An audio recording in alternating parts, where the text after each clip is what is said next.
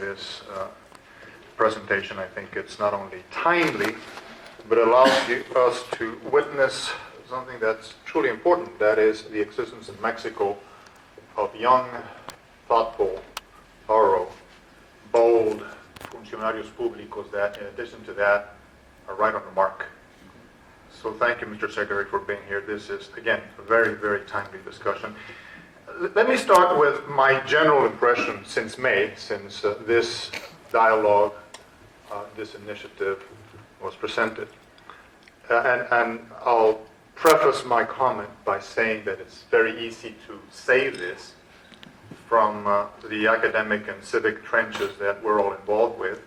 Needless to say, it's easier said than done, and when you're in politics and when you're in a political position, it's a lot more difficult to deliver. But my point is that I sincerely hope that this is simply the tip of the iceberg. This is huge. This is tremendously important. This has a dramatic impact and effect on so many people, to begin with, 7 million and their families. But once again, I hope this is just the tip of the iceberg. And in order to explain what I mean by, hopefully, this being just the tip of the iceberg, let me divide my presentation. It's going to be less than 10 minutes, don't worry, into 3 chapters. One having to do with the meaning of the initiative. The second one, more directly related to tip of the iceberg comment, to its potential as a springboard. And number 3, a brief comment on the timing of what is happening from a much more macro perspective with regards to time itself. In terms of the meaning, the increase in the minimum salary is quite frankly, as you well stated, a matter of fundamental justice. I dare say it's a primordial sense of justice that is being discussed here, and it is long overdue. It is embarrassing, as a Mexican-born, and those of us here who have either Mexican origin or ties, to see that the productivity levels that Mexico shows are at the level of Chile, and the minimum salary is at the level of Nicaragua's or Bolivia's.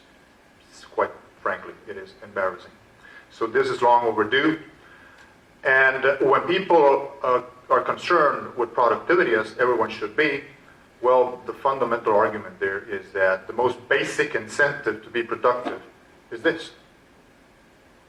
There is no incentive on the margin to improve productivity if what you're aiming for is this level of a minimum salary that is available today. The 3 angles that I believe are relevant from the standpoint of the initiative itself, I think, have been very well covered. People like yourself and Gerardo Esquivel and others have been truly impeccable in terms of the arguments and counter-arguments in the discussion. I'd say there's been 3 angles. One is, is it justified? The second one is, what are the potential negative impacts? And the third one has to do with the relevance of the initiative itself. And the 3 angles have been very well covered. Again, some people that are well informed, and I would assume with good intentions, like Agustín Carstens or Sergio Sarmiento, and so on and so forth. Perhaps, I would like to see more arguments being delivered on the side of this affecting mainly the PYMEs, the small and medium-sized enterprises, which of course are being addressed from a tax incentive side of things. Maybe more information in that regard. Some of these elements are important. I'd love to see an additional argument having to do with the fact that minimum salaries are not simply a matter of a ceiling, meaning, okay, we're aiming for that. It also pulls you down. It creates expectations, and it creates a goal for, in a perverse way, in a counterintuitive way, for companies to simply say, oh, well, that's what I need to pay. So from both sides, from the angle of those who raise their level to that, and from the angle of those who are affected by this being a reference point, it's dramatically important to have this relevant price in the economy.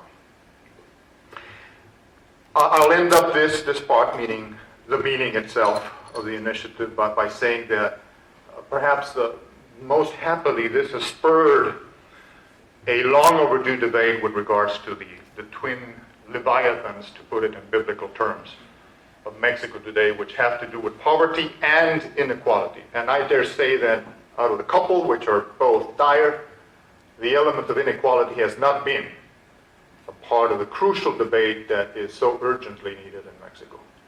I'm sure if you had more time, you would have given us the specific of this, and the specifics are dire, to put it mildly. You take 10% top income versus 10% lowest income. The gap is 31-1 in Mexico today. The average OECD is 10-1. So, having the slims of the world in Mexico adds to the issue. The gap is huge and unsustainable. And in the modern world, in a world that is global and competitive at its utmost, you can't make progress on that basis. My second set of comments has to do with the potential of this as a springboard. The fact that I hope, once again, that this is just the tip of the iceberg. While this whole initiative makes a positive difference in the lives of millions, it has only, to a certain extent, an impact, a sustainable impact in terms of poverty and inequality. It has to be coupled with other things. It is a necessary condition, but it's not a sufficient condition. The dire numbers that we have in Mexico with regards to STEM, take a look at the PISA results, it's a disaster. Connectivity, which is another crucial ingredient of the modern world. English proficiency. Civic engagement. All the spin-offs of the issues having to do with education and competitiveness are there. Just to give you a figure, 18%, according to the recent INEGI census, 18% of public schools in Mexico have a computer and internet access. That is a disaster in terms of being able to compete. As Gilberto Guevara Niebla put it years ago, this is a quiet catastrophe, and it needs to be addressed. Your track record, and this alludes to the tip of the iceberg, your personal track record, Dr. Mancera's personal track record, your track record in terms of Seguro Popular, and everything else that Dr. Wilkie underscored. The moral authority behind what you are doing and what you have done. The nonpartisan political platform, which is crucial in this debate, allows for more. Allows for a more comprehensive initiative. And once again, saying this from the trenches of civic and academic life is so easy. but I guess there's a truth here, and I guess there's traction to do more, to take this to another level, to a broader and a more ambitious agenda, one that alludes to the key issues affecting productivity, social mobility, and ultimately real, tangible, sustainable solutions to the poverty and inequality